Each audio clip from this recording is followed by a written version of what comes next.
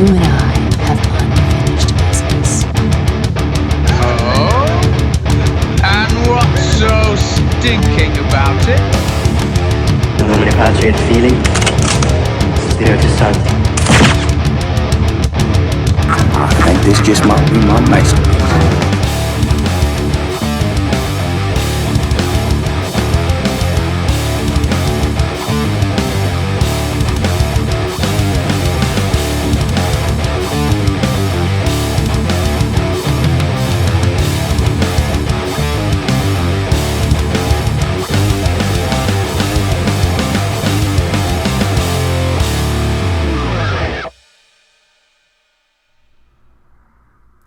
I don't want to be a product of my environment. I want my environment to be a product of me. Years ago we had the church. That was only a way of saying we had each other. The Knights of Columbus were real headbreakers, true guineas. They took over their piece of the city. 20 years after an Irishman couldn't get a bleeping job. We had the presidency. May he rest in peace. That's what the bleeps don't realize. If I got one thing against the bleep chappies, it's this. No one gives it to you. You have to take it. Any idea what that is, Mr. Porter? Goodfellas? It's the right director. So it is a Scorsese movie. And go for try number 2. The Departed. That's it. From Mr. Jack Nicholson, that opening quote. Pretty good stuff, which I need to rewatch before, like the quote says, The Irishman comes to Netflix. Welcome to episode 13 of the Average Joe's Movie Clubcast. This is Justin. And this is Joey. And on this episode, we'll be chatting about Jewish hitmen facing off against terrorists and Steven Spielberg's 2005 film Munich, in addition to chatting about one of the greatest action films of all time, James Cameron's Terminator 2 Judgment Day from 1991. Just a heads up, we do discuss films, our full thoughts on films, spoilers and all. So if there's something you hadn't seen, just skip forward a bit and you can avoid any potential spoilers. And if you'd like to be a part of our movie club right here on YouTube and other podcasting services internet-wide, just hit that subscribe button and the bell notification that is on YouTube and be a part of the club. And we got a lot of new club members kind of on social media, Joey. What did you get cooking up on there? Oh yes, I finally got around to making us a Facebook page. So that's the Average Joe's Movie Clubcast on Facebook. Pretty easy to find. So everybody that liked us and followed us on there, thank you very much. If you haven't yet, go ahead and like us on there, and you can get some updates. We got some pictures. We got some links to our Letterboxd reviews. We're gonna have links to all of our stuff from social media, or not social media, but sorry, our stuff from on here. Different things like that. We'll probably use that to run some whenever we come up with some new stuff. We'll put it on there, all that kind of stuff. So Yep. I put a little teaser out for the show earlier in the week. So I mean, it's a lot of your Facebook friends. So yeah, we'll see what kind of traction we get there and can spread the word a little bit that way. For sure, for definite. All right. So how you been doing, Joey? What's happening with you since our epically long last episode? Oh man, I've been gearing up at work for the holiday season for the most part. That's really it. And I watched these couple of movies. I went and did some more plundering at the local pawn shop to see if I could find me any goodies. I did not find me any Criterions. I did put out right after the Halloween episode. I did put out the Criterion unboxing video. So had that. That was a fun video to do. Yeah, definitely check that out. Joey unpackaged the new Godzilla box set, so it was kind of cool to see that up on our channel. One of the early ones. Yes. So, and then that's really about it. And then I believe we are gonna have some new music for the channel. Hopefully, Yeah. sounds. I guess this right. is the point where, as a listening person, we should like fool them into saying like, "Oh yeah, that music sounded awesome," even though we haven't just listened to it because that comes in the post production phase. But yes, by this point you'll have heard the spiffy new music that Joey has conjured up for us. Yes. So, hopefully you enjoyed the new music that you heard just a few minutes ago. Yeah. And that came courtesy of actually my cousin. So that's Danny Leffridge. He's my cousin. You can find him on Facebook. His music is actually he has a single on Spotify. It's Exorcismus. It's basically the Exorcist, but instead of it's Usmus. It's pretty dope. I enjoyed it. He's been in bands for a long time. He may still be in the band Thieving Coyote. That part I'm not sure on, but he does some really cool stuff. He came up with that, and so we decided, if we wanted to stop getting people yelling at us for using their music, whatever. YouTube's weird that way, since there's fair acts and all that kind of stuff, but that's not what we're here for, to discuss copyright laws. So Yeah. that's all I've really been up to. Just getting ready for the dreaded Thanksgiving season at work. So Yep, that's gonna be relaxing for me, and I guess pretty hectic for you. Yeah, I've been really busy since our last show. Had a great long Veterans Day weekend last weekend. Me and my wife, we redecorated and painted my youngest two sons' room into a Harry Potter themed deal, and so that looks pretty spiffy. Got the wall decals, and Tanner, my middle son, he's really into Legos and Harry Potter Legos, so they got the big Hogwarts Lego set on the shelf, and yeah, it's pretty cool stuff. And so Disney Plus launched yesterday, so little current events going on there. When I first opened it up, like I saw that new Lady and the Tramp deal was on there, live action. I was like, oh, that's kind of cool.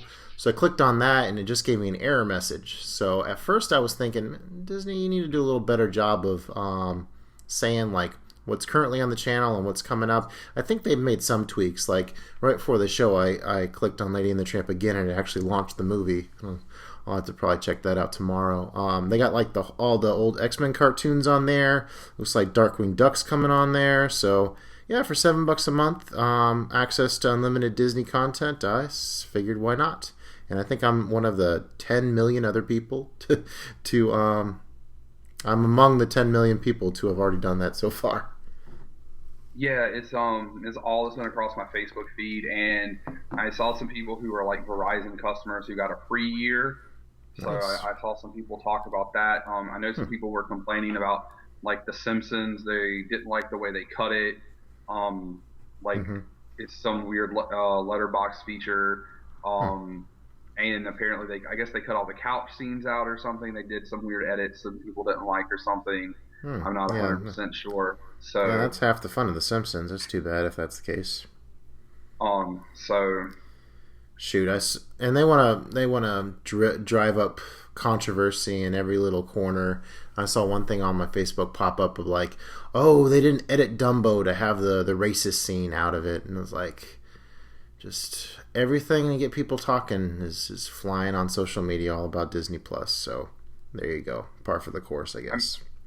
I mean, if you were to edit everything that was racist from things that were from like the 30s and the 40s and all that kind of stuff, you would edit a lot of stuff out. Like I don't remember the exact scene, but like I was just watching Friends the other day, and they did something, and I was like, that wouldn't fly now. Like, I don't even remember what it was. Like I didn't personally think it was that crazy, but it was just something, and it was like, yeah, I wouldn't fly nowadays, but Yeah, I mean, even a company, a really progressive company like Criterion, they put out Swing Time a few months ago, and there's like a whole blackface sequence in that.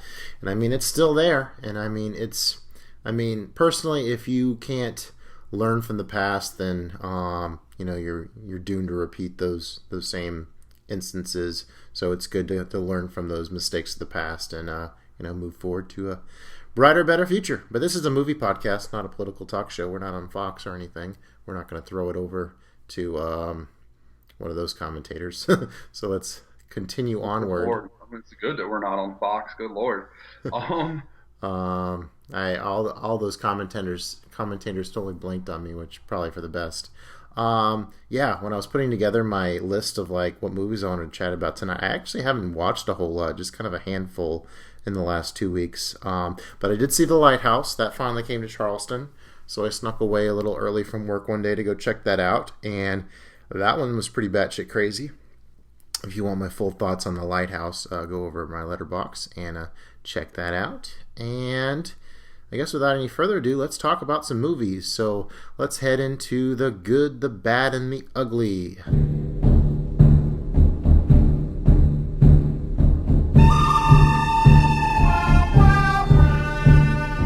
All right, Joey. So this week I have the unexpected, the disappointing, and the pretty damn good.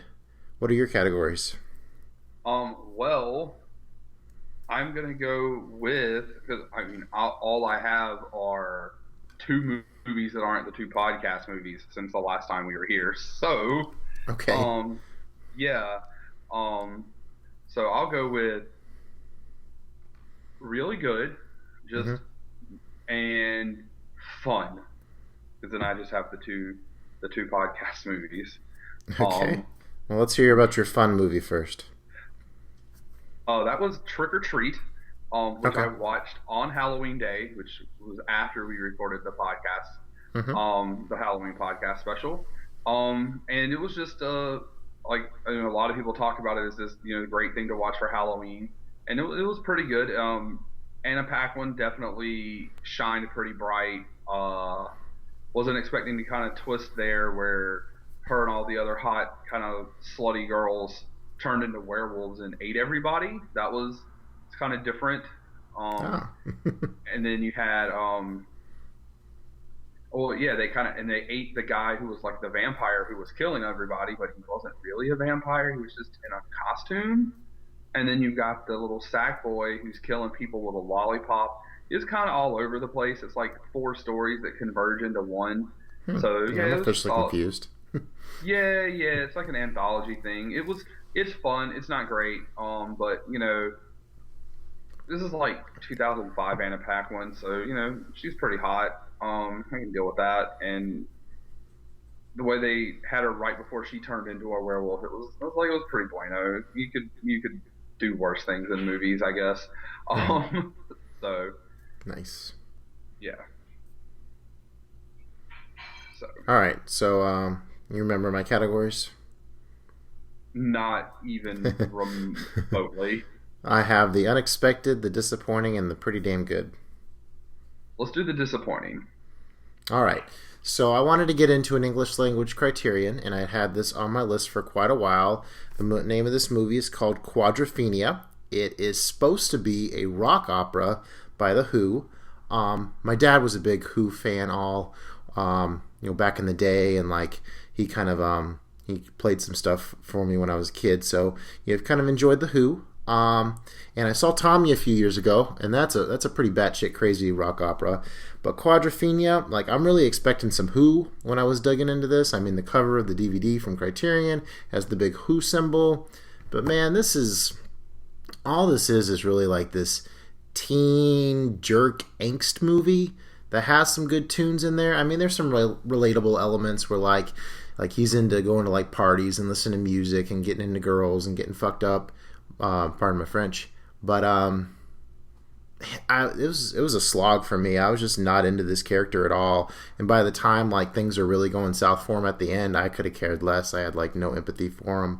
For being a rock opera, I mean, there were clips of music here and there, but overall, Quadrophenia, That was a big dud for me. There was some pretty good cinematography, especially towards the end. But other than that, I was pretty unengaged. I just kind of wanted it to end, and then it did, and I trashed it on Letterboxd and heard a lot of interesting feedback back. So it's kind of cool whenever you don't like a movie and then other people come back and talk about their experience, both good and bad, on that.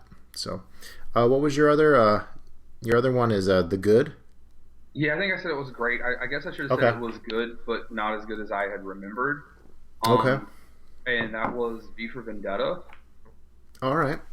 Yeah, so I had to be like cliche as possible, and of course, watch that on November 5th. I had forgotten about that date. Yeah, I hadn't watched it in quite a long time. That came out the same year as Munich, I believe, our feature movie tonight. I remember watching both of those in the same time frame. Yeah, that sounds about right. To be fair, so I feel like I remembered what most everybody remembered from it, which was the long speech at the beginning where Hugo Weaving uses like every word that starts with the letter V in our language, like almost literally everyone, maybe except for like vagina. Like I think he uses like every V word. So I remembered that, and then I remember the part where he captures Natalie Portman and shaves her head, and like does the imprisonment thing, and I remember like the fight scenes. But then like there's just parts like including the part where he shaves her head and imprisons her, where it kind of just slogs in the middle. But like the movie was still really good. As they're watching the telly. Yeah, the telly. The whole totalitarian government and telling you what you can and can't do, and you have to do this, and giving up freedoms because of fear. And it's like, man, some of this shit seems like seems kind of hitting close to home here. All right, well, hey. But anywho, again, that's not what we're here for. Pretty much every couple years with politics these days, anyways. Yeah. So still a really good movie. Of course, Natalie Portman is awesome because she's Natalie Portman and she just kind of kills it in everything that she does. And Hugo Weaving Hugo Weaving's pretty good. I always have to refuse and saying like Mr. Anderson like every 5 seconds, but so that's the other one that I've watched. All right. Okay, so I have The Unexpected and The Pretty Damn Good. Go with The Unexpected. All right, so I was really hyped to see Dr. Sleep. Big Shining fan. Hadn't finished the book yet, but I was like, I'll go check this out. And this ended up being my new favorite movie of the year. I had an absolute blast with this movie. I didn't know where it was going to go, so I was really pleased to see how it all kind of came together. Do you want? Should I be hesitant on spoilers for on your behalf here, or? I mean, I'll probably see it at some point, but I'll try to keep it somewhat vague. I mean, it's whatever. Like, I'm sure I'll go see it, but I'm not gonna. It'll probably be a while before I see it because I'm not gonna go to the theater. Like, I'm just not gonna have time. So this movie struck like an excellent balance between like Kubrick's Shining and Stephen King's Shining, with Stephen King ultimately leaving the final mark. I mean, he's the one that's still alive, and he penned the new movie, and he was probably an advisor or a consultant on the movie. But yeah, this is like a total expansion of like the Shining universe. You have Danny, he kind of repeats the sins of his father, where he kind of becomes an alcoholic because he's haunted by the ghosts of the Overlook Hotel. And then he runs into another girl who shines, and they kind of team up. And there's this whole gang of people that shine who actually like absorb other people's shine, so they kind of have this vampire thing going on. And the one way to take them down is to trick them into coming to the Overlook with them, where some serious Shining nostalgia comes into play. And I just felt like a kid in the candy shop. I was smiling from ear to ear, seeing Flanagan, I believe, is the name of the guy who directed it. I feel really stupid if I'm wrong on that. But man, they did some awesome like recreation of the Shining scenes, and it was a total blast to watch. And I totally recommend seeing it. I don't think it's making enough money. Mike Flanagan is the one who directed it. He's a pretty good horror director right now. And so Dr. Sleep, check out that review on Letterboxd. And yeah, I had an absolute blast with it. Definitely recommend checking it out. Ewan McGregor, as always, did a pretty good job as the older Danny. And actually, I kind of thought I knew what Tony was from the original Shining, but in watching this movie and reading more of the Dr. Sleep books since I've seen this movie, I kind of have a different sense. Like, I had always thought that Tony was supposed to be Danny from like the future, but it's more of like this enhanced intuition he has. So even like my original understanding of like the Shining universe is kind of evolved from taking in this sequel. And I mean, I get that Stephen King really wasn't into Kubrick's version, but as I love the story and as much as content as I can get on it, I eat it up. I love it. So I've rated both The Shining and Dr. Sleep 5 stars. Obviously, The Shining's better, but Dr. Sleep is a great compliment, especially for a horror sequel coming out decades later for it to be that solid. Yeah, kudos to that. And I guess I'm the last man standing here since you only got 2 movies in. So I'll just go ahead and go to the Pretty Damn Good. My Pretty Damn Good movies, I had a tie for, I rewatched The Watchmen. I watched the director's cut, which is like 3 hours and 10 minutes.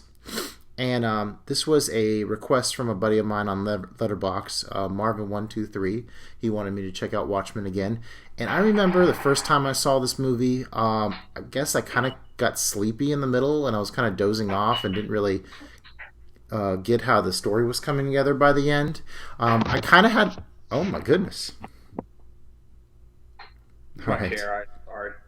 All right.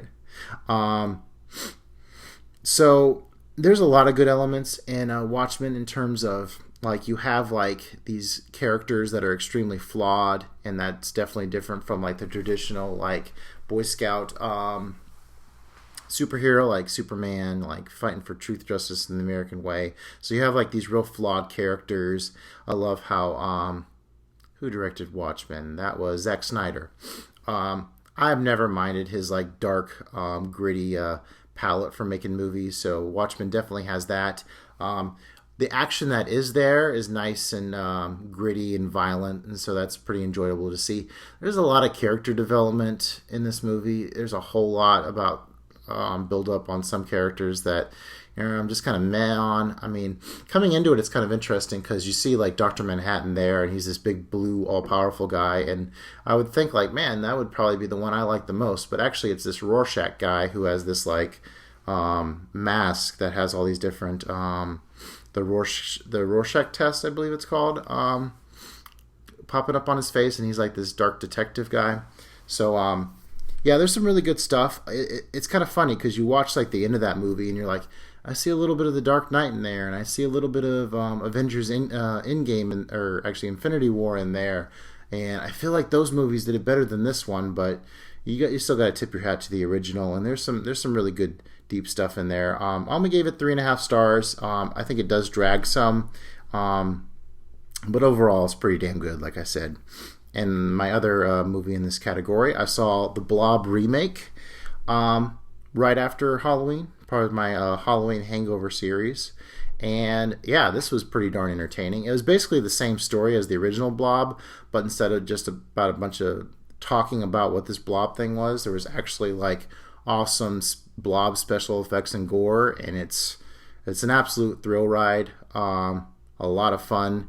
If you're gonna watch the Blob, definitely check out this. It definitely makes the most of this concept of this big purple thing, slithering around, consuming people. So Blob remake from the 80s is a darn good time. All right, so that takes us into questions, and Ben Higgins, our buddy, hooked us up with one. So Joey, he wanted to know who was a current director that we feel is flying under the radar that people should be paying more attention to. Anything come to mind for that? who's flying under the radar. Ooh. I mean, everyone I can think of is probably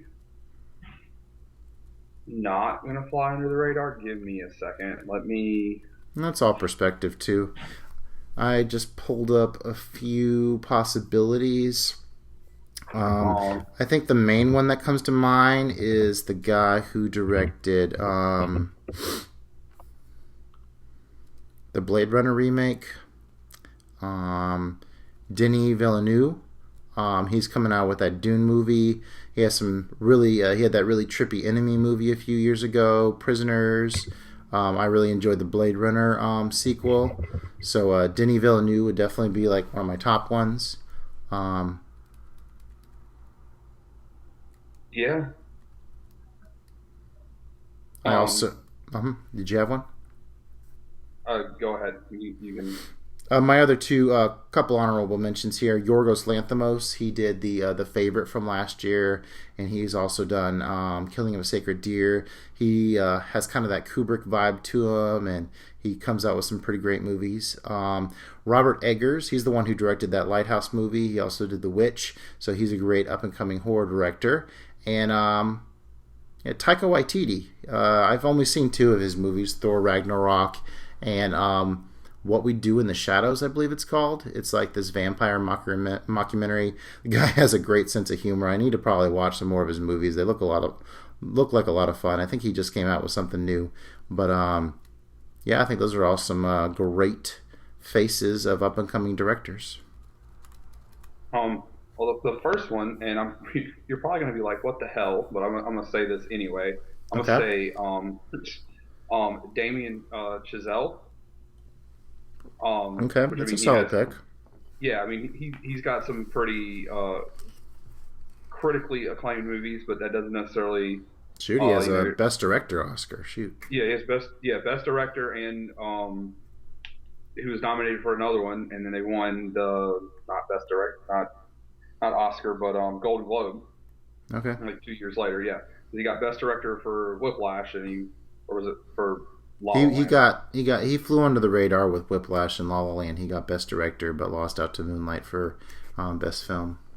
Yeah, that's right. And he also did 10 Cloverfield Lane, and then he wrote 10 Cloverfield Lane. Is that Barry Jenkins that did Moonlight? I think. Yeah, Barry Jenkins. He's another great, promising up and coming talent. I mean, he's already got a Best Picture Oscar, but yeah, he has a great style to him as well. Yeah. I got another one. I just gotta get to it. What did he do? What did he direct, or he or she? I got one. I gotta make sure that I'm not just. Where did it go? So yeah, no. And of course, everyone knows now. I loved La La Land last year, and we're gonna watch Whiplash at some point for the cast. So yep, it's coming up. Let's see. All right. So this other one, I want to make sure I pronounce this correctly. Is Bong Joon-ho. Oh, yeah, he did Parasite, right? Yeah, he did Parasite, which I have not seen yet. He wrote and directed that. The other one, the big one that I remember, is Snowpiercer. Yep. And he did The Host and Okja, which came out on Netflix. So, yeah, Parasite's the only one I've seen of his, but that one was fantastic, so...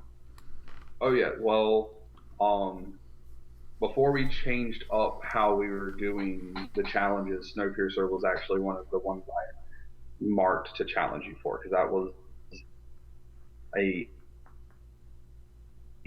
damn fine read. It may still happen at some point. Yeah, that'd be nice. I need any encouragement to watch that one. So, awesome. All right, well, without any further ado, let's get to our movie club pick, which is Munich, which is a 2005 historical drama film produced and directed by Steven Spielberg and written by Tony Kushner and Eric Roth. It's based on the book Vengeance from 1984, and is an account of an Operation Wrath of God. The synopsis is courtesy of Wikipedia. Operation Wrath of God, the Israeli government's secret retaliation against the Palestinian Liberation Organization after the Munich massacre at the 1972 Summer Games. So, what made you, Joey, put this particular Spielberg on your movie club list? Well, I wanted to watch more and more Spielberg. I mean, he's a pretty well-renowned director, and some of the stuff I've seen, I definitely enjoyed. And Yep. In school, history was always my favorite subject, so this was,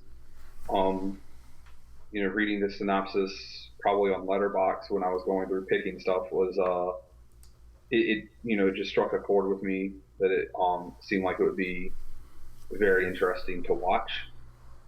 So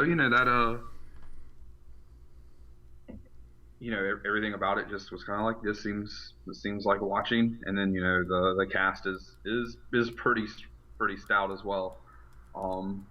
Nifty.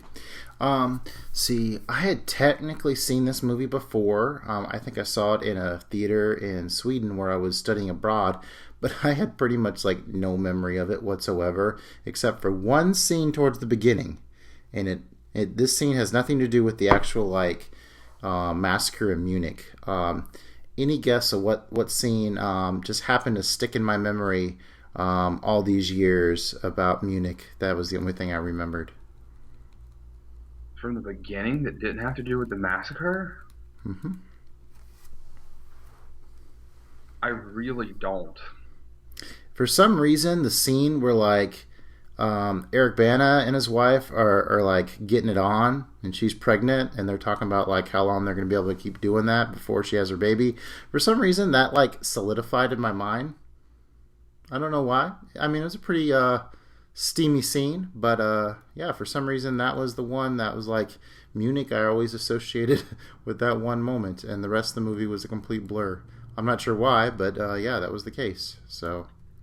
I mean, that's understandable, because now that you mentioned that, I remember thinking it's she was pregnant, but they were still showing right underneath where she was pregnant. It was still trying to show that she still had that curve in her hips. Yeah, and I guess it's pretty rare to actually see a pregnant sex scene kind of thing. And maybe that's so rare in movies that maybe that's why that stood out so solid for me. I mean, plus his wife was a fairly attractive woman, so I mean, absolutely. I'm sure in 2005, at 20 years old, you're like, yo. So. All right, so the movie starts out where it introduces this what happened with the massacre, where these this terrorist group, I guess we assume that they were Palestinian in nature. I don't know the full historical context of the event. That might lead into an additional conversation a little bit. So they bust into this apartment where there's these Israeli athletes at the Munich Games, and yeah, Spielberg does not shy away from violence at all. We get lots of shooting, blood spattering. At one point, a guy gets a knife jammed into his head, which was pretty badass. Explosions. So it does not shy away from the reality of violence, which is a main theme in this movie for sure. So I thought it was very apt. I mean, Spielberg, he typically doesn't go all out. I mean, we got movies like this and Schindler's List where he might have been telling more of a personal story, because we all know that Spielberg is Jewish, and so he might have been kind of given some representation for his heritage with making movies like Schindler's List and Munich here, because there's such strong Jewish/Israeli stories. Did you want to pipe in anything with this at this point? I mean, that's a good point. My dumb self, didn't even put that together until you said it, and I was sitting over here oh yeah, duh. But yeah, no, they definitely. I was not expecting that much violence and blood. When they were shooting people, especially if they were shot in the head, there was just a lot of splatter throughout the whole movie, not just that opening scene, and I was just not. Was definitely not expecting that at all. And then we hear all these news reports that like the survivors, like they're okay, and then all of a sudden they're like, no, they're all dead. And so then that kind of leaves you wondering how exactly that all played out. And it was kind of weird as I was watching it. Like I didn't really expect to see what played out, but we do end up seeing that later on in the movie. Like I had mentioned, Eric Bana is the star of the movie. He plays this guy named Abner, and I kind of forget what he was. He was he in the army to begin with? Is that what was going on with him? I don't think it was the army so much as it was like he was in the government in some form or fashion. I don't like he worked for the Israeli government. I don't know the exactness of it. I don't know if it was exactly explained or I just missed it. Mm-hmm. But then he, as the movie progresses, he becomes a guerrilla for the government. Yeah, essentially, this Israeli secret ops. I mean, Jeffrey Rush comes up to him, his character, and he's just like, "All right, well, we're going to pay you all this money to, take out these targets that were affiliated with this massacre, but we don't know you. We've never heard of you, and you're off the radar." And so essentially, he gets teamed up with this group of guys that they're not supposed to go into the Middle East. They can only pull operations in Europe, I believe. And they get paid like a bunch of money through like safety deposit boxes. And meantime, Abner's wife, I think she starts off. I guess she starts off probably in Israel, and then at some point, she moves over to the United States. And so, like, you have that whole separation between him and her and their newborn daughter. That comes pretty key in the story in terms of his psyche. So yeah, he gets paired up with guys like James Bond himself, Daniel Craig. Let me see if I can pronounce this guy's name. Ciaran Hinds. I think he played in one of the Harry Potter movies. He's a very distinguished face. He plays kind of the older, wiser man of the group. The team also has this toy maker who is in charge of making bombs. So actually, some of my favorite moments came early on when they were kind of trying to get the whole bombs right in terms of how much C4 to put in them and how to set them off properly. Did you happen to catch the Scarface-like moment there in the first half of the movie? I don't believe so. Because it took me a second to put it that it was Jeffrey Rush. It took me a second to put it. I was like, is that Daniel Craig? It took me like a literal second. I was like, oh, that is James Bond. It's funny that they're going to be disavowed. Haha, Black Ops. No, I missed the Scarface, but unless it was a big Scarface thing. It's been so long since I've seen Scarface that I would. Okay. It's essentially that one of their first targets is this guy who's in his home, and they put a bomb in his phone, and they call the phone in order to set off the bomb. But the guy's, I guess, granddaughter or little girl walks in, and they're like, no, don't do it, call it off. And then it's not until she leaves when they finally blow it. So that's always been a scene that stood out for me in Scarface, where he refused to make the kill whenever the kids were involved, and bombs in both cases as well. Yeah, I remember that. Yeah, he refused to kill the. I guess it was some sort of politician or whatever, and the one guy who was down from South America was like, do it. He's like, no women or children, and then that's what started the fallout or whatever with his distributor. Yep, just like in Scarface. So you have that whole they might be going after people, but at the same time they are humans and they aren't going to take an innocent life if they don't have to. So you got that part going on. And we also, I forget exactly how he gets hooked up with this, I think that's a French family who basically comes up with all their intelligence. So they pay them buku loads of money, and they tell them exactly where all their targets are. So that makes it really easy for them to carry out the missions. They don't actually have to do the intelligence work. They just do the hits. Yeah, and that guy was in a Bond movie too, if I'm not mistaken. He looked very Bond villainish, or I'm not sure what he played in the movie. Let's see here. I think he was in Quantum of Solace. For some reason, I want to say. Okay. Because he definitely wasn't in I don't think he was in Casino Royale. I think he was in Quantum, but I could be mistaken. Kind of the vibe I got from all these guys coming together doing these jobs. I kind of got an Ocean's 11 kind of a vibe from like these guys with different specialties, like kind of being coming together as like buddies and you know, doing all this work. I thought an interesting scene at one point was they get put in a safe house with these Palestinian guys, and so you kind of have this kind of East versus West collision in terms of like Daniel Craig, he puts on like some like jazz music or something, and then the Palestinian guy comes up over the radio and he puts on like this more Middle Eastern sounding music. So you had that whole back and forth, which really kind of created the divide through the music between the two groups of guys there sitting in the safe house. Yeah, they went back and forth. That was a pretty good scene.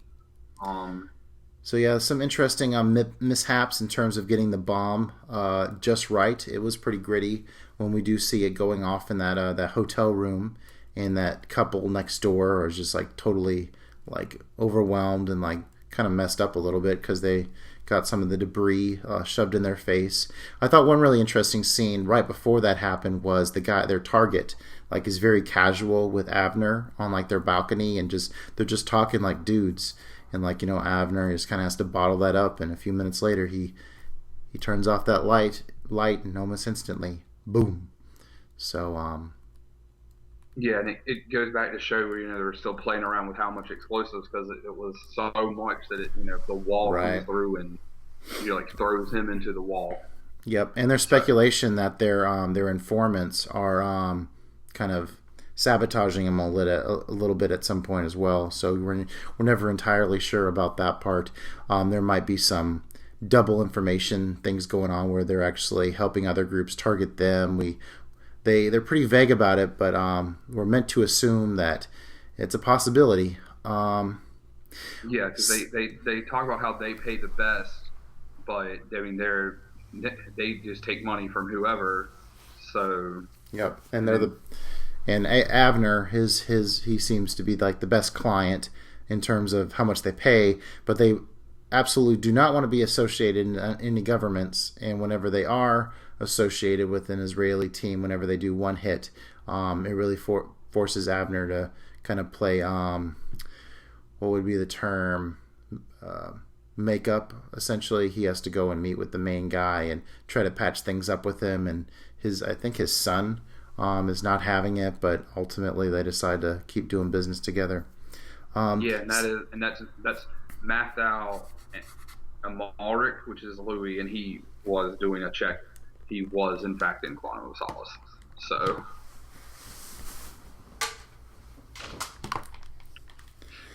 all right. Stylistically, I thought this movie was fairly it's a lot of like interiors of buildings and like city streets and stuff, so it's a little monotonous in that aspect. But one thing I did notice is Spielberg, a lot of times throughout the first part of the movie, like whenever you see a window, it's like you can't see through the window. It's like this really blown out light kind of thing. So I think he was kind of doing that to make it feel like a more confined setting. I can't really think of any times where like windows were real clear. There's some pretty cool shots early on when Avery is walking with Jeffrey Rush's character, who is he's basically like the head of like this secret ops group, but he actually does work for the government. There's some pretty cool shots of them walking and talking, which is pretty typical for any spy intelligence movie kind of scene. What were some more of your favorite scenes, Joey?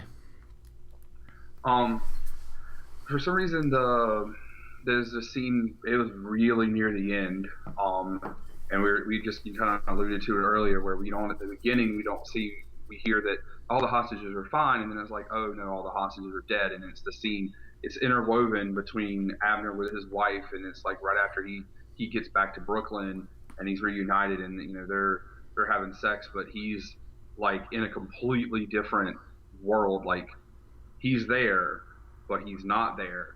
And it's in basically he's viewing, even though he wasn't there, I guess he's imagining through what he was told in case files or whatever, that shootout between, I guess, the German government and the PLO, and how they just execute all of those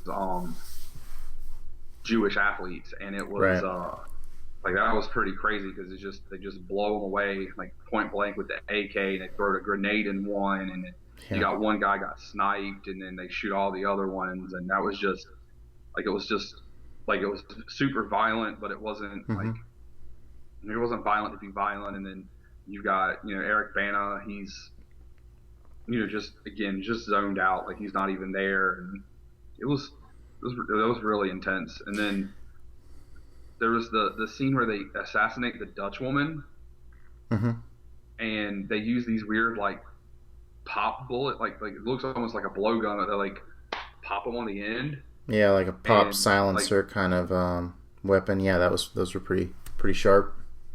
Yeah, and so like one of the bullets hits her in the chest, and then like the other one hits her in the throat, and then she manages to like grab her cat and walk, and it takes a second, and then it's like all of a sudden like all this blood comes out of her throat, and before the third guy comes and shoots her in the head, and she's just in like a robe, and she like begs, she pulls her tits out or whatever, and she's like, "Don't kill me," and of course they obviously don't care.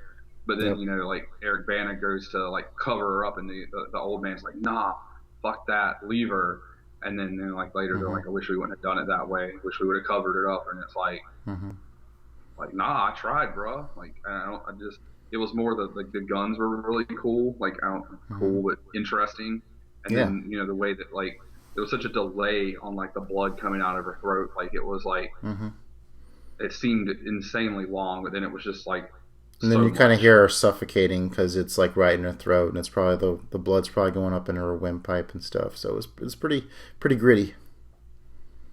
Yeah, and then dude, puts her out of her misery. But yeah, that was kind of interesting. They just, the whole premise of the movie, and I guess coming off of the book, that they're taking vengeance by, and they even say it, they're going to do the same thing they did. They're just going to become terrorists. They're counter-terrorists through terrorism. Yeah, I definitely picked up which is why they were using bombs. Yep. Yeah, I was definitely picking up like this kind of circle of unending violence, just a violent act on top of a violent act. When does it ever end? You knock out one target, then somebody twice as worth steps in his place. So yeah, I think Spielberg did a great job. I mean, it feels a little bit repetitious with like they get an assignment, they make a kill. They get an assignment, they make a kill. But that really is to emphasize how this is like this never-ending violence, which is definitely the reality between the Israelis and the Palestinians. Yeah. The other scene that I really liked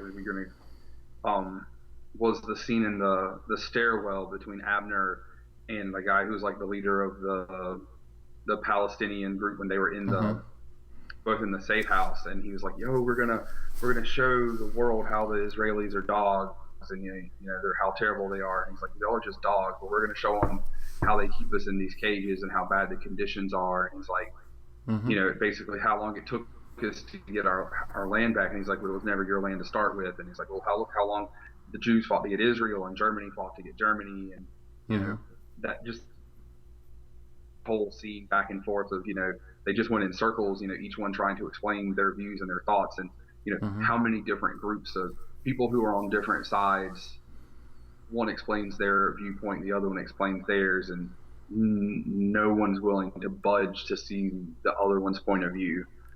Like they didn't get in blows right there because they were at the safe house and all of that, and later up homeboy gets shot in the street during one of the missions. They're on opposite missions, but which goes back to the whole thing of were they selling information about them to someone else, since they ended up at the same safe house.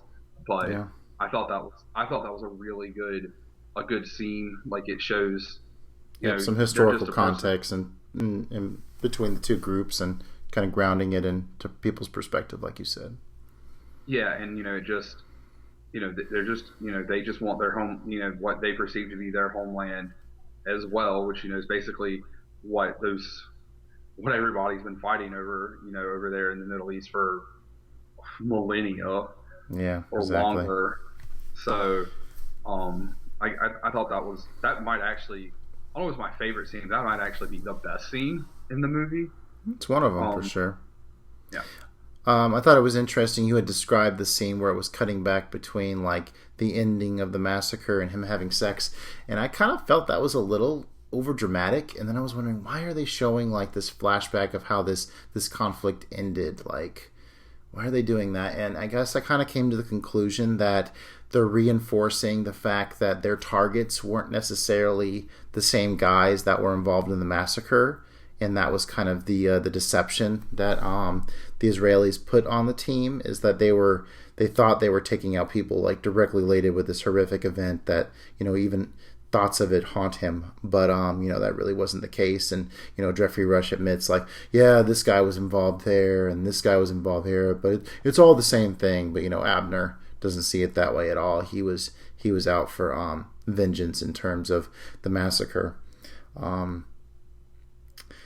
Another one of my favorite scenes is, I love I have the young kids, so the scene where Abner wants to talk to the baby on the phone, and the baby squeaks out a daddy, and he just totally breaks down.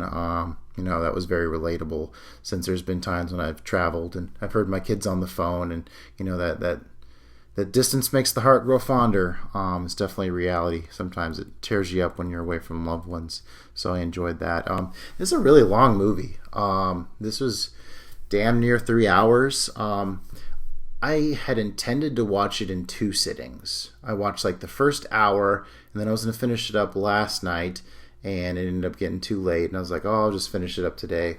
And so it took 3 sittings to watch it. Didn't intend it. It was definitely engaging throughout, so it was not like I'm not interested, I'll try it again later kind of thing. I was definitely engaged the whole time. It was just getting too late. So yeah, watching it in 3 sittings kind of, it broke the story up a little bit in my mind. So there might have been a little, what's the word? Just kind of disjointed a little bit. But I think it helped me kind of feel the repetition in the story as well. What else do I got here? We talked about the violence being a cycle. You had mentioned the pop silencer guns, which and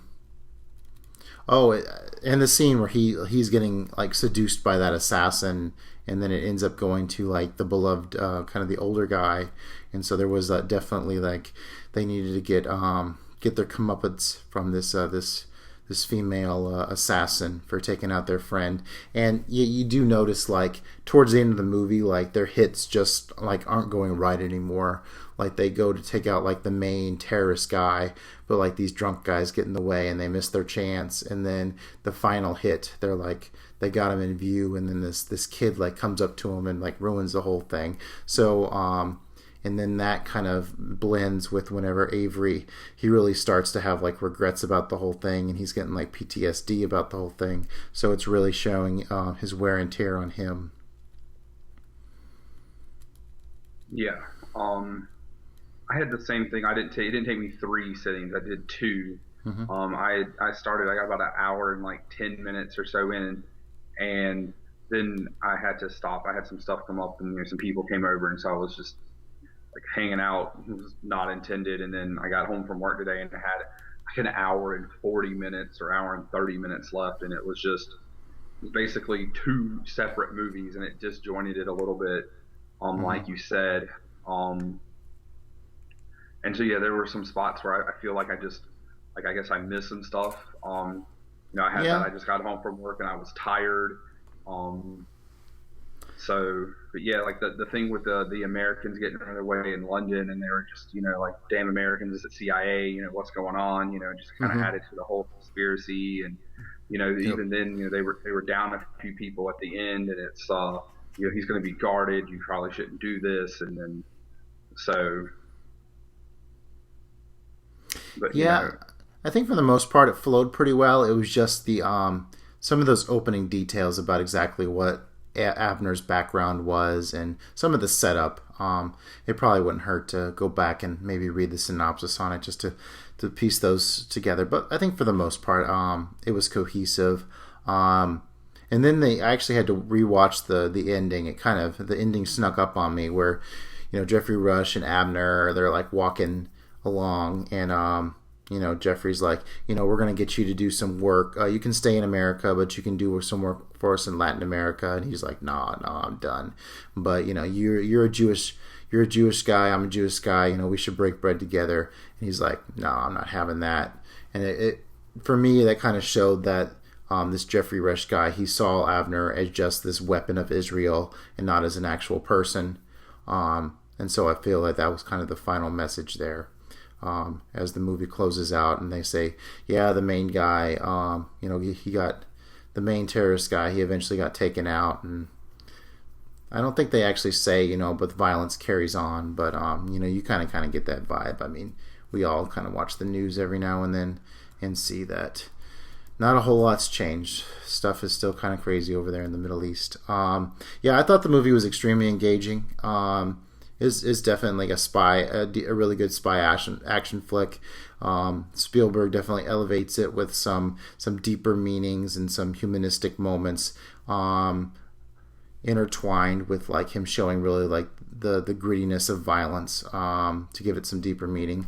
I thought it was a 4-star movie. It was pretty excellent. Enjoyed it. I got it at 3.5, 4 in that range. It was nominated for like 5 awards the year it came out. I don't think it won any. It was nominated for 5. I mean, Spielberg usually always nominated. He does, great everything. So, I pretty much agree with your take there on that. Nice. All right, now to our challenge movie, where let me open this up by saying the ultimate killing machine gains an appreciation for humanity through his friendship with the teenage boy he has been programmed to protect. Alrighty, so the synopsis for Terminator 2 Judgment Day, or T2.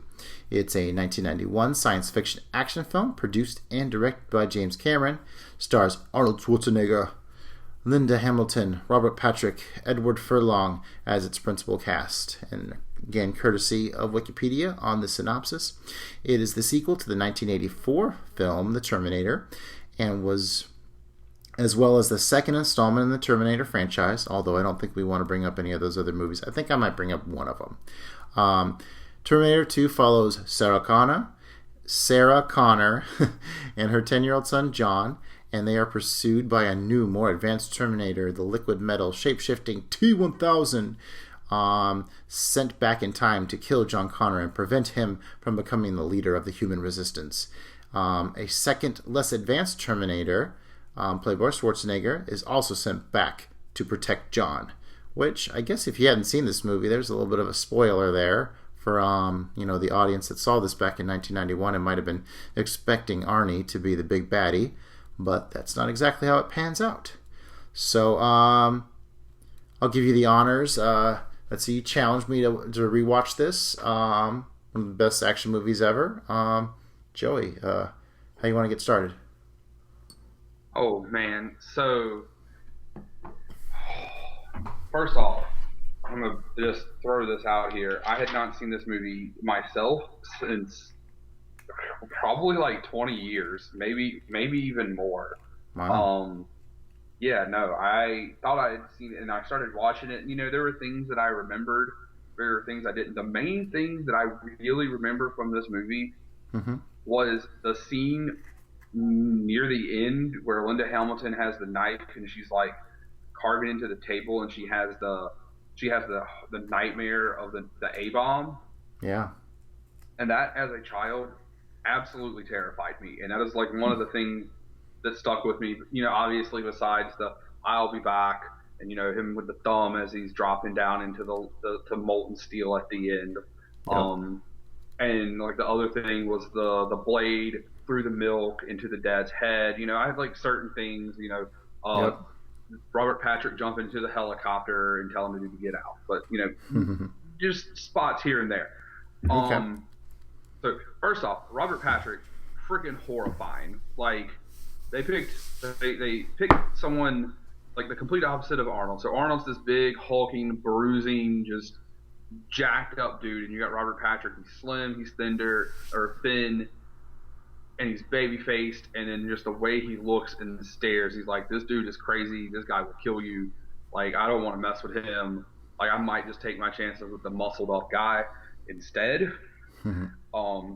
But I wrote one of the main things. This movie is super 90s. Yeah, especially in the beginning with the arcade part.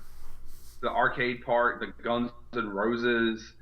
That they used they used the same Guns N' Roses songs. They definitely paid out the butt for that because Guns N' Roses doesn't give up their rights. Which does explain this thing I'm looking at here at Wikipedia. At the time of its release, with a budget of $102 million, it was the most expensive film ever made. Wow. Yeah. Not surprising for Cameron. Yeah, due to the secretive nature of Hollywood, it's not clear which is the most expensive film ever made, but the record now is On Stranger Tides, which not surprising at almost $400 million. But yeah, the dude wrote a dirt bike with a boombox listening to GNR. He was wearing a Public Enemy shirt. Yep. It was all super 90s.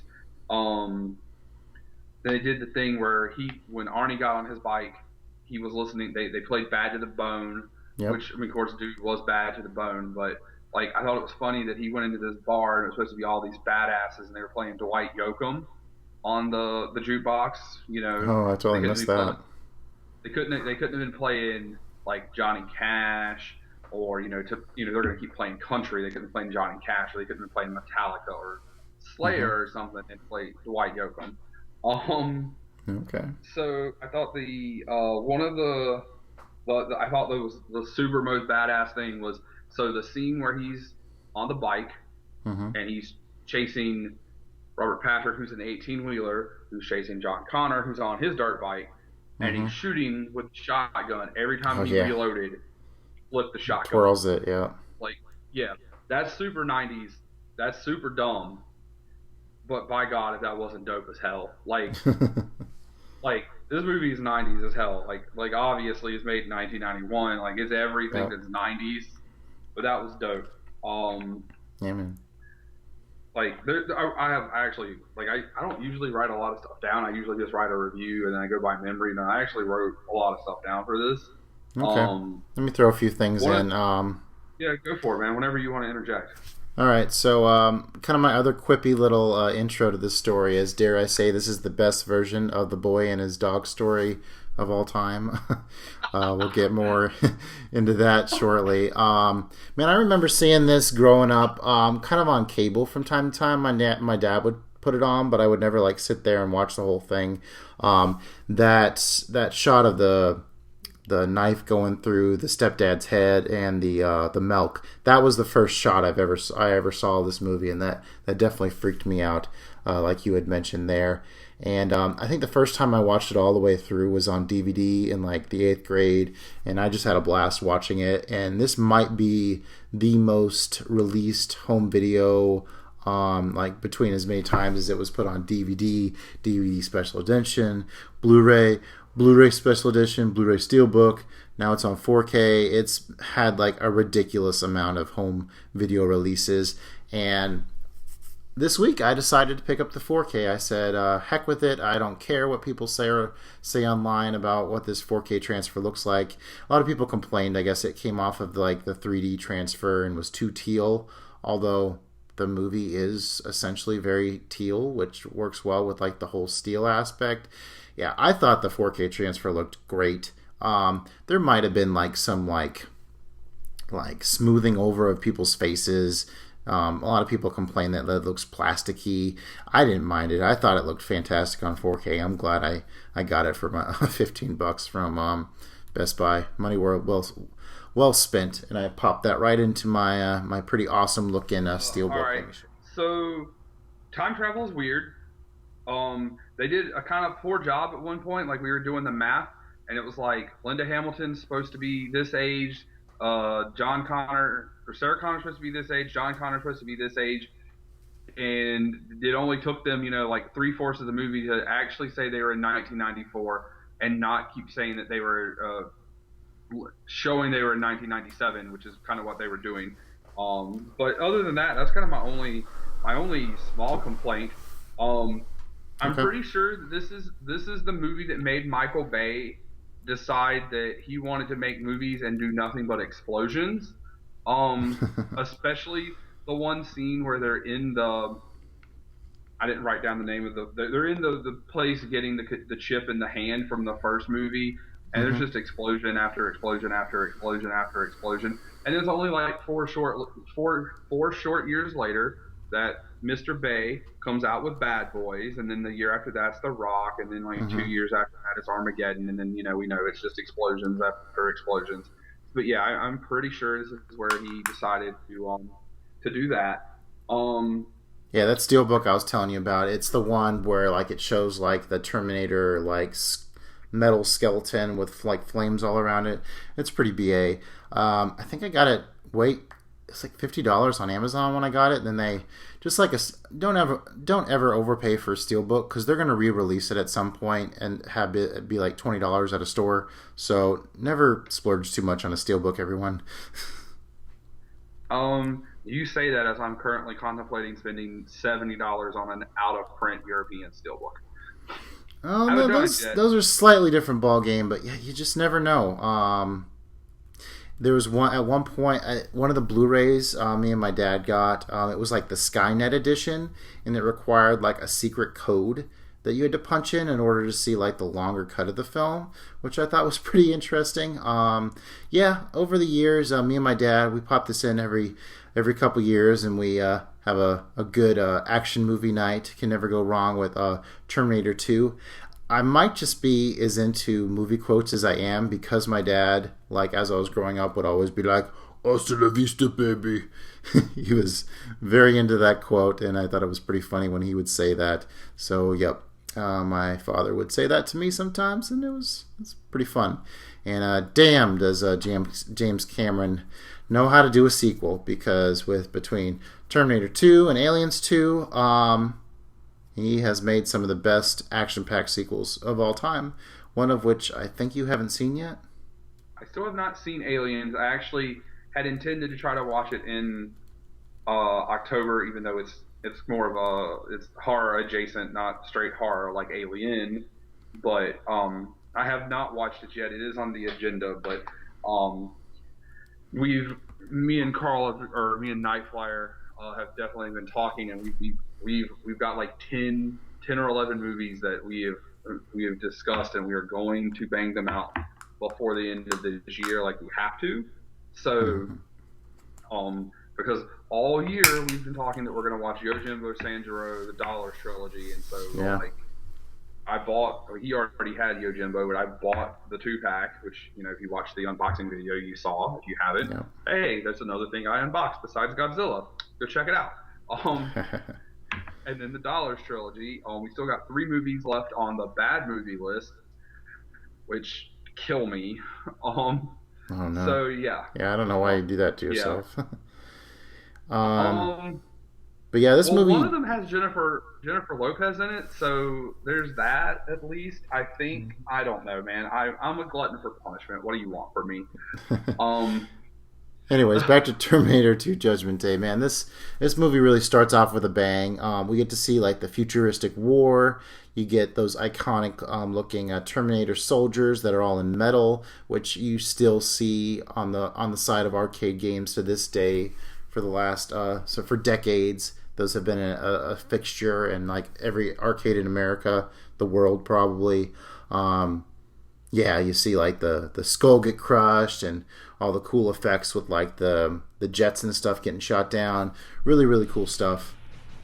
And then you have that score, that awesome score with the percussion, and I'll probably fade it in the background while we're talking about this here, because I have to, because it's one of the best scores ever, by Brad Fieldy, I guess his name is. Yeah, it's a freaking amazing score. The special effects, that's the one. The action and okay, let's see here. Okay, so the special effects, the T-1000 stuff, still looks fantastic to this day. They did such a great job using like that liquid metal stuff in order to pull those off. I mean, there's parts where like he gets shot in the chest and you can tell like there's like this piece of like metal looking plastic hanging onto his shirt, but whatever, it has some charm to it. I would say the one effect that doesn't really hold up to me is the opening little black portal thing. When the black portal thing shows up at the beginning, you're like, oh, that doesn't look very natural. And then it's gone, and then that's about the only effect that's like, that didn't look so great, but the rest of it's pretty awesome. And there's Arnold. And right after that, when Arnold's sitting there and the part of the truck is cut off, and it's like, that looks very 90s CGI. Like, that was the portal in the truck cut off from where the portal came through, where they cut the corner of the truck. But okay. Okay. The fence looks pretty good though. So yeah, no, and then like, you know, the actual T-800 Terminators look great. The T-1000 Terminator looked great. I mean, it's just, yeah, the scene where he cuts his arm off to show Homeboy, like, that looked great. Like, it just, they did a lot for it to be 1991 and made it look really good. And the score and all those chase sequences, I would say like the motorcycle, semi-truck, dirt bike chase scene might be one of my two favorite chase scenes in movie history. The other one would be the long chase in Raiders of the Lost Ark. Between those two, those are pretty fantastic. One thing I noticed on watching this, so there's the scene in the mental hospital where he like camouflages with the floor, and he rises up and then he kills that guy, the cop that's getting the coffee. But then like in the next scene, he's back in his like normal form. So he didn't really have to kill that guy at all. That was kind of like totally pointless. But the fact that it looks so awesome, I'll let it slide. I mean, yeah, that was just him just basically showing out. Yeah. Because hell, he can. I love how the T-1000, like whenever it's like in distress, like it'll make like these dinosaur screeching noises, which I thought was pretty creepy, pretty effective. Of how it especially at the end when it's like flailing around, and it reminded me a lot of like Shang Tsung from Mortal Kombat whenever it falls into the lava or the melted steel at the end, and like you see all like the visions of like all these people that it's like consumed and taken the shape of, like spring out almost like they're releasing their souls or something. I might be going a little bit overboard with that, but it's a pretty sweet scene. Him thrashing around for dear life and then ultimately getting melted down in the metal there. My only issue with that scene at the end is that, so you have Arnold, he comes up on the gear like a badass, his hands ripped off. The grenade launcher. He's got the grenade launcher, so he shoots the T-1000. The T-1000 is like blown the hell up, and he's not reforming, and then he falls in the lava, and all of a sudden he's reformed, and then switching through all of those shapes. I mean, like, whatever. I get why they did it, but it's like a tiny, small thing that, you know, I never noticed before. And then, you know, Arnold goes through the whole thing of I got to destroy one more chip that's here. But it's like, did they ever go and find his hand that's in the gear that he left there to throw in there? Like obviously he doesn't have a chip, so it doesn't super matter. But that was another thing. I was like, they just left his hand there, like, or maybe it was crushed and destroyed. Like maybe that was, you know, it got crushed by the other machine, like when he ripped it off and the lightning came out. But you know, whatever. Yeah, I guess the lightning effects are a little cheesy, but they're still charming. I don't really have a problem with them.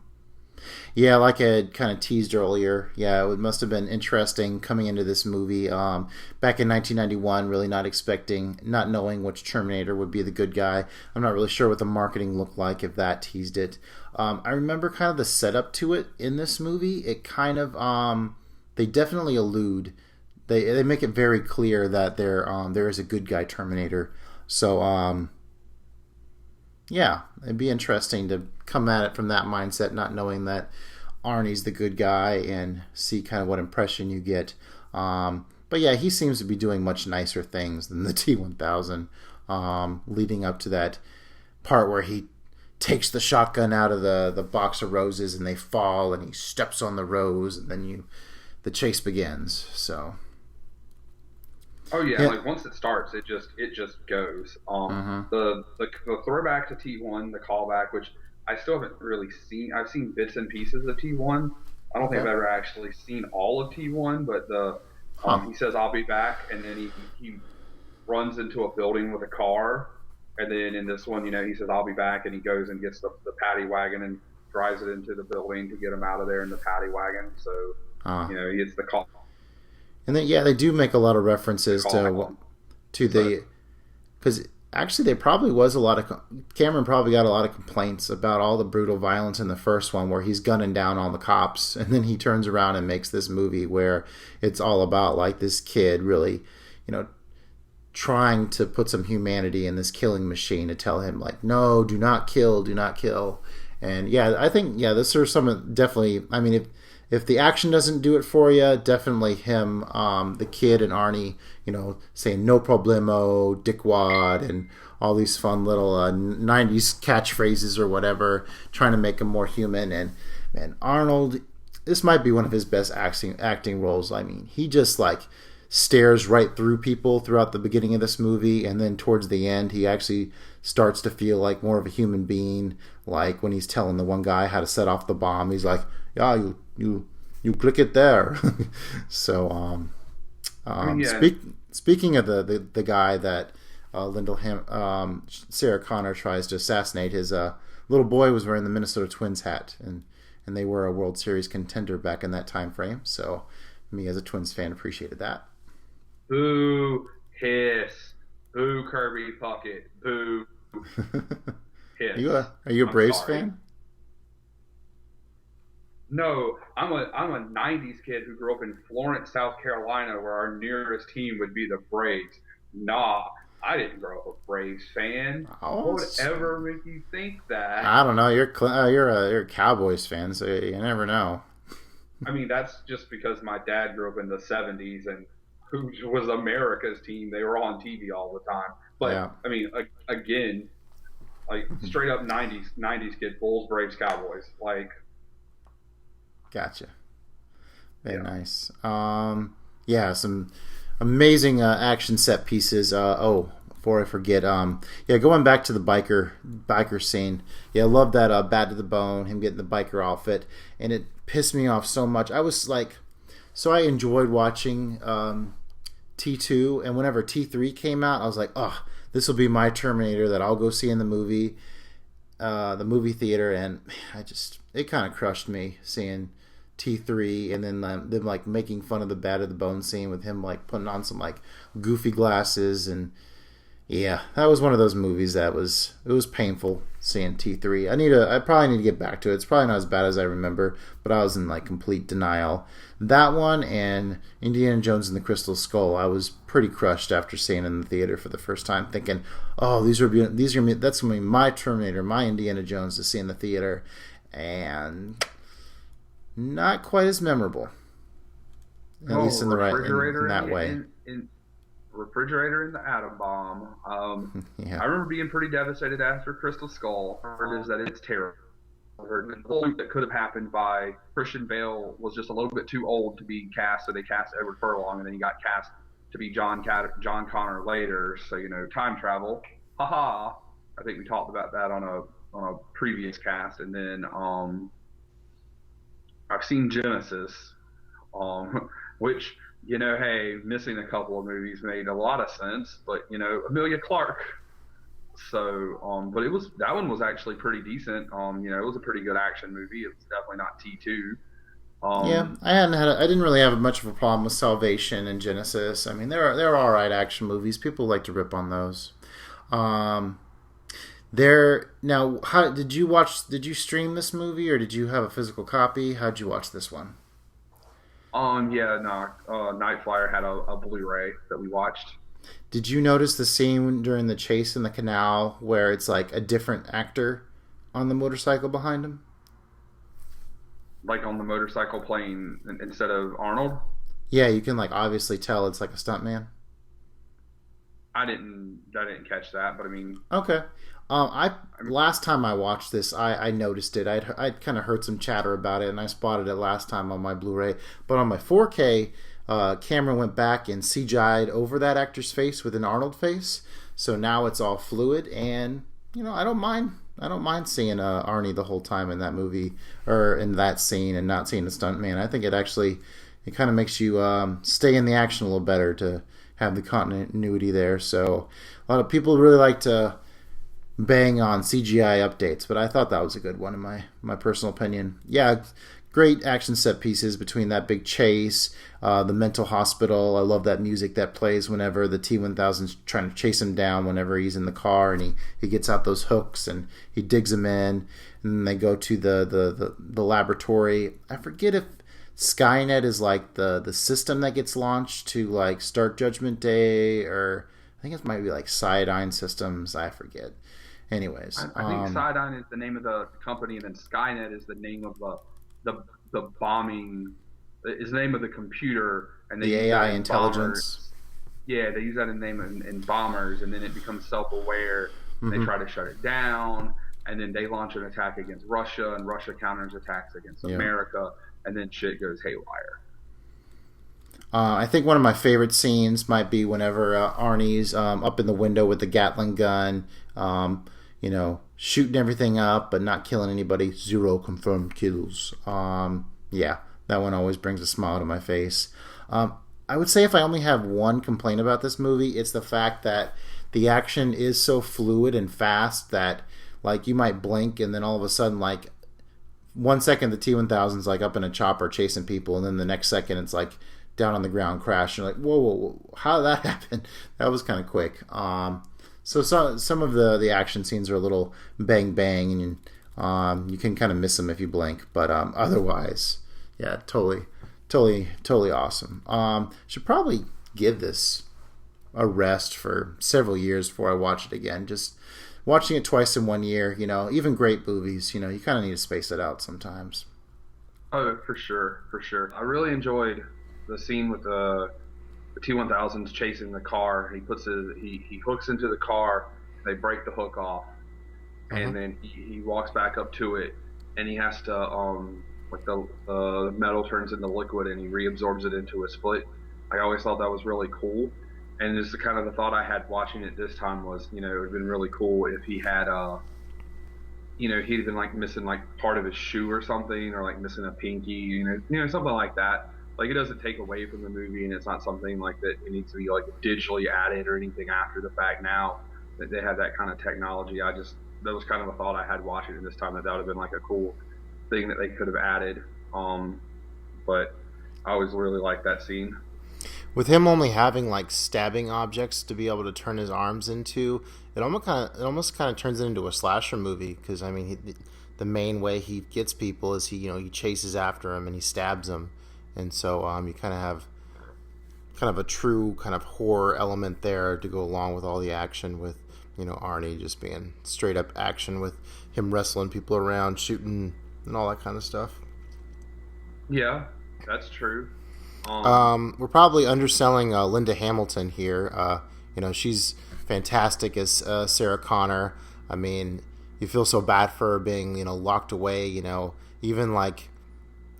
These scientists know that she was right with the fact that there's the remnants of the first Terminator, but yet they have her locked away, and everybody thinks she's crazy. And you kind of look at like the guy who's like calling her crazy the whole time, like in the scene where like she sees both the Terminators for the first time, and he's like kind of pinned against the wall, like going, "Oh my God!" Like you kind of wish there would have been like a scene after that would have been like, well, holy shit, she was right. Or something maybe a little cheeky like that. Yeah, it must be pretty intense having a needle up to your neck that long. Yeah, she's definitely unhinged throughout that scene. Oh yeah, she has like the router, or the toilet bowl cleaner or whatever in the needle. It's like, oh God, please don't inject that into me. Maybe Tarantino was a bit inspired with this scene with the bride being comatose, and the guy taking care of her, This is in the Terminator 2, the whole the yucky lick scene or whatever. So. Oh yeah, we actually talked about. We were talking about that. We were like, what would she have done if he had done more than just lick her?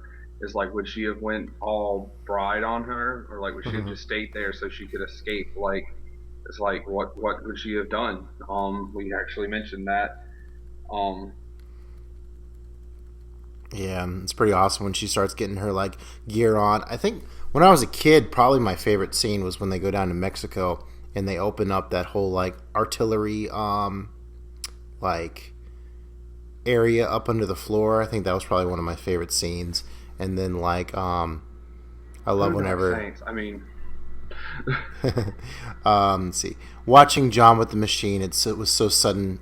It was suddenly so clear the Terminator would never stop. It would never leave him. It would never hurt him, never shout at him or get drunk at him or hit him or say it was too busy to spend time with him. It would always be there, and it would die to protect him. So it's pretty neat to see like this inhuman thing become like the perfect like father / best friend to John. Some pretty cool elements. The movie goes beyond just being like the best action movie. It's also quite human in its approach towards people and its characters. So it's what makes it one of the best. Yeah, and I have a thing I'm trying to check on it right now. I actually thought about it while we were talking about something. I want to see if it is going to check out. Okay. Because one of the scenes, I remember that it might be like another scene from another movie. If my computer here is going to... The original Terminator, I've seen a handful of times. I don't remember a whole lot about it. Definitely haven't seen it as much as T2, but probably should get back to it. And unfortunately, probably watch the rest of them. Man, After Dark Fate got ripped apart so much by like a lot of the critics and reviewers. Have probably a wait on that one to hit Redbox, but check it out eventually. Judge it for myself. I hear you. So what I'm doing right now, and then is, so we talked about earlier, you had the scene where he's at the top of a building and he's shooting Gatling gun. The Gatling gun and the grenade launcher. So I've got it muted. I'm watching the scene from the first X-Men movie where Ian McKellen is Magneto. He's stopping the bullets. Well, he walks out and he takes the 2 cop cars and he throws them down on top of them and he takes all the guns. And I didn't remember the scene completely because it's been a long time since I've seen them. And I couldn't remember exactly what happens, but now I see, I was like, maybe this scene was slightly inspired by it because it brought up some memories of it. I can see that.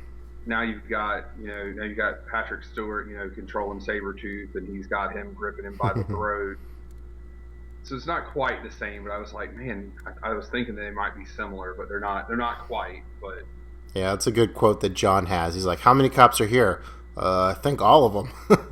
So yeah, that tees it up well, and it's almost so. It flows so. I mean, they're just running away from there, and then all of a sudden they end at the end of this interstate. They're instantly at this steel factory, which is all right. Which it's pretty awesome, and really going into this game, this movie altogether. I mean, there were so many parodies like of the scene where like he gets frozen.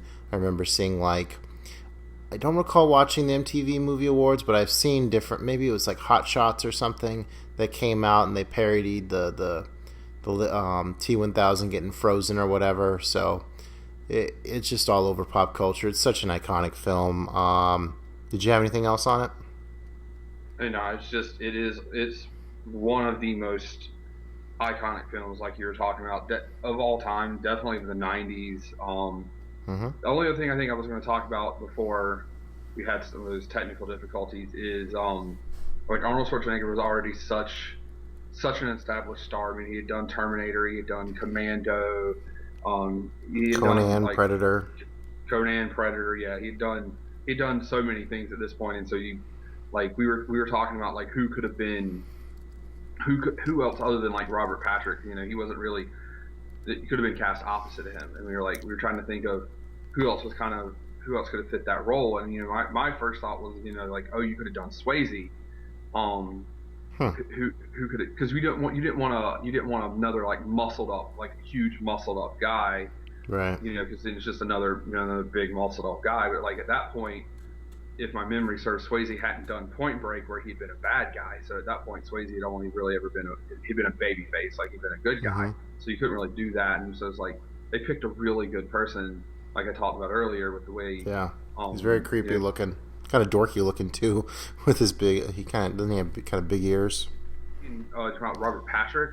Well, he just has those kind of. He kind of has kind of big ears. So he like you said, he kind of has a baby face. So he's not like the conventional like badass, but he definitely turns out he's like stares people just down, and he has those knives and stuff. So he's quite intimidating, but at the same time, not conventional looking for Hollywood. So, it's like when he wants to talk, like he walks up, he obviously is in the cop uniform, and so he's very unimposing. But then like when he has that stare, it's that stare with those eyes, and then it's just like it's creepy. It's not intimidating like the way Arnold was in the first one.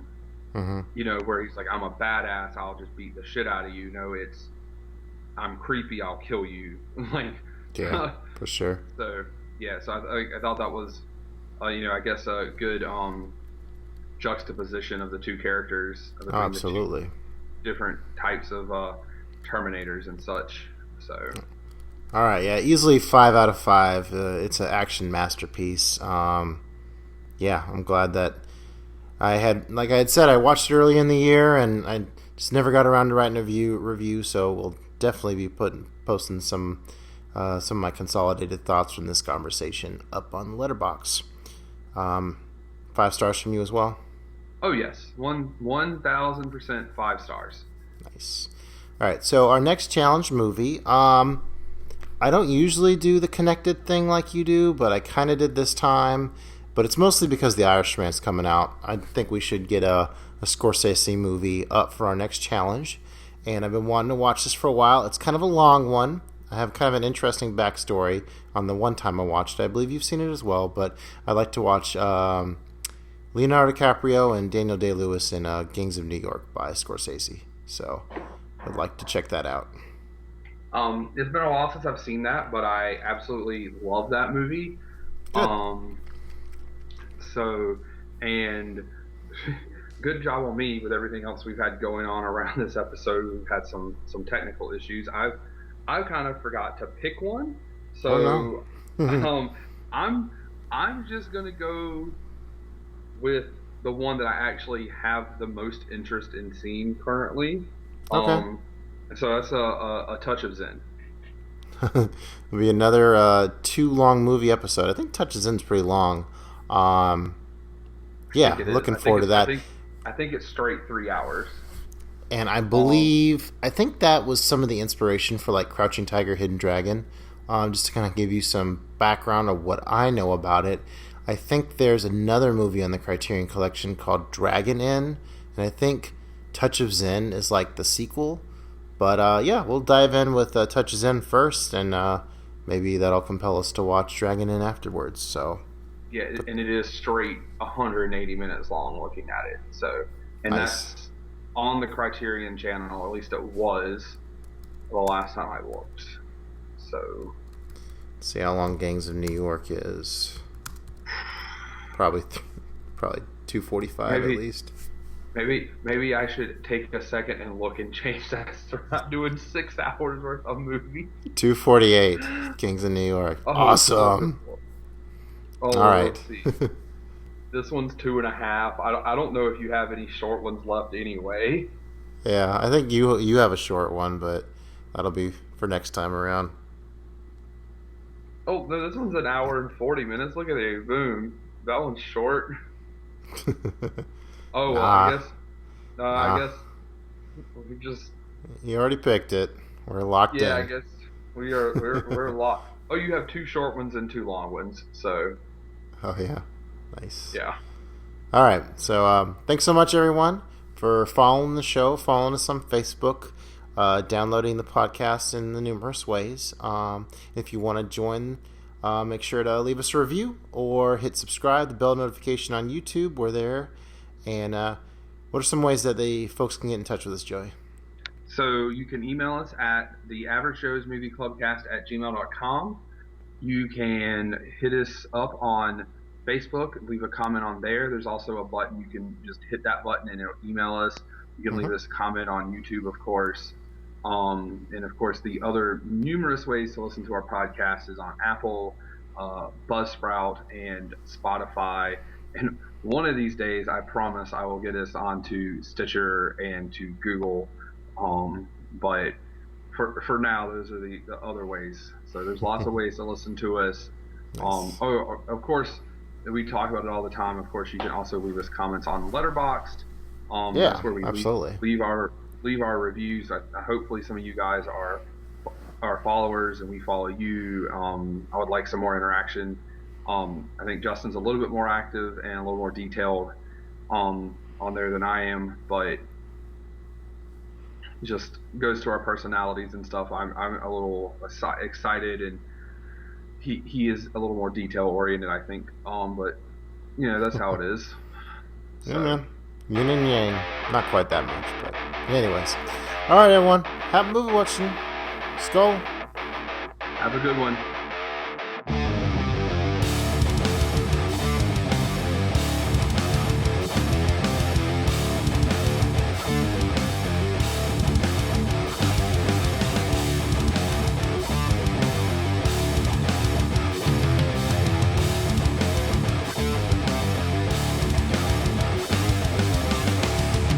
You and I have unfinished business. Oh? And what's so stinking about it? Non me ne piace il feeling. Spirito Santo. I think this just might be my masterpiece.